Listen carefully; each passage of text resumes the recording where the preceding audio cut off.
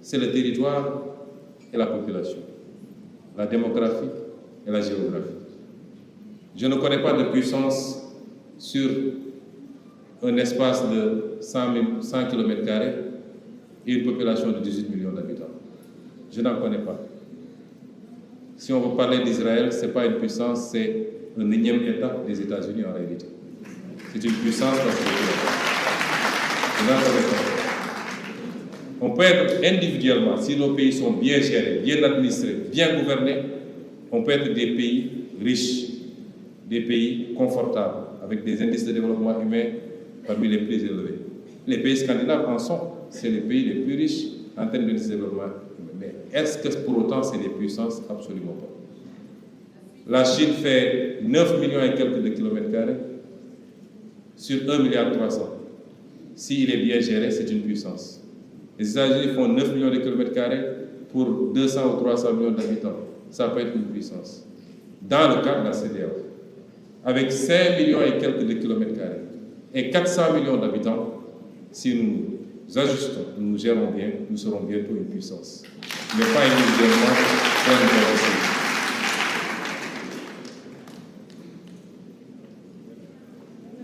enfin, cette souveraineté que nous appelons de nos voeux ne pourra exister sans intégrer pleinement la question de la jeunesse. L'Afrique est le continent le plus jeune du monde. Il va continuer à l'être à l'horizon 2050. Allons-nous en faire un dividende démographique ou alors une charge contre nous-mêmes? Certains pays asiatiques sont condamnés presque à disparaître.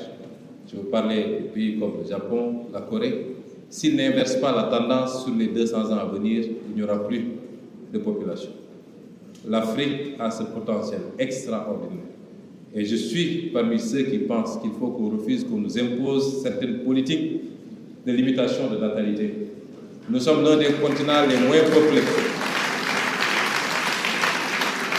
Nous sommes l'un. Les dames ne seront pas très contentes parce qu'elles ne veulent plus en faire plus de 2.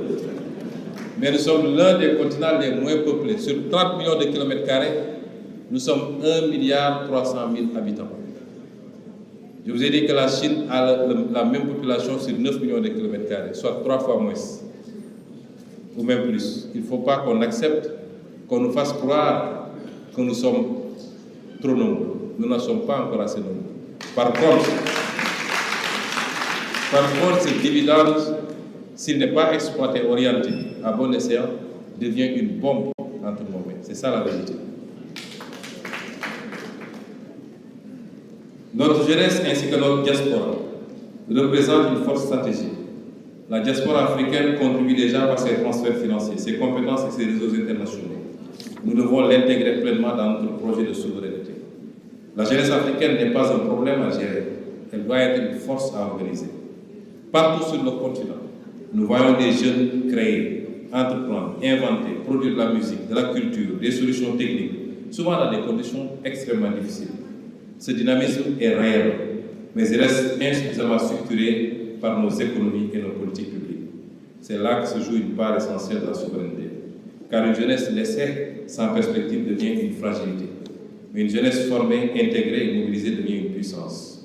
Nous devons donc faire de cette jeunesse non pas une variable d'ajustement, mais un pilier stratégique. Mesdames et messieurs, je ne vais pas vous lire le reste du discours parce qu'il est très long.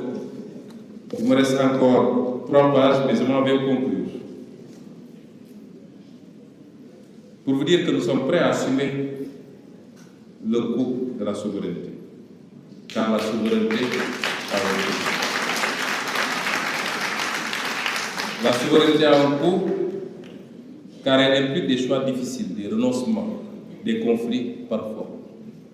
Pour y arriver, tout pouvoir politique doit se fixer comme objectif de travailler non pas pour la prochaine élection, mais beaucoup plus pour la prochaine génération.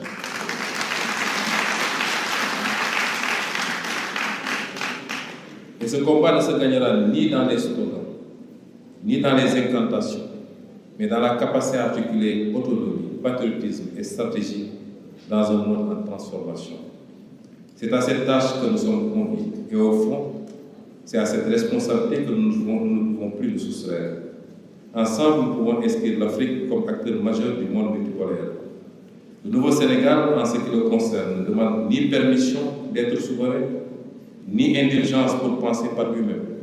Il veut dialoguer avec tous, s'aligner sur personne et contribuer à un monde où la dignité des peuples comptera davantage que le rang des puissances.